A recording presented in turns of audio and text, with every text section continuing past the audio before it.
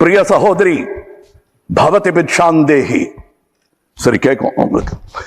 பிரிய சகோதரி பவதி பிக்ஷாந்தேகி என்று தெலுங்கில் இசைவாடி வந்த அந்த மாமனிதர் இசைமேதை தியாகராஜன். அவர் பிக்ஷா பாத்திரத்திலிருந்து எடுத்த சில்லறைகள் நவீன காலத்திற்கு உதவாது என்று தெரிந்தவர்கள் நீங்கள். நீங்கள் வெள்ளைக்கார கல்வி கற்றது கண்டிப்பாய் கற்பூர புத்திதான். அது காற்றோடு போய் பல ஆண்டுகளாகிவிட்டன. அதன் பிறகு உங்கள் பிச்சை பாத்திரம் உருமாற்றப்பட்டது.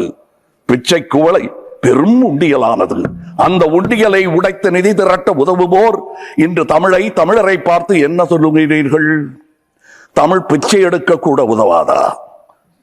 ஓரளவு உண்மைதான். ஒரு தெற்கத்தி அறிவுரை தங்காய்.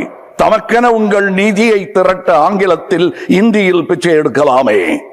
தமிழ் பிச்சை எடுக்க உதவாது, திருடவும் உதவாது. தமிழன் பிச்சை எடுக்க மாட்டான், அதுவும் உங்கள் பிச்சையை ஏற்கவே மாட்டான்.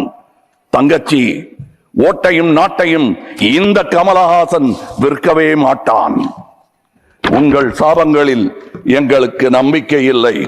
உங்களுக்கு இருக்கக்கூடும் என்ற நம்பிக்கையில் நீங்கள் உணர என் திட்டத்தை சாபமாய் போடுகிறேன். கருணையுடன் நீங்களே ஏற்பீர். உங்கள் இஷ்ட தெய்வங்களை வேண்டிக் கொள்ளுங்கள். பகுத்தறிந்த தமிழ்ச்சித்தன் கூற்று இது.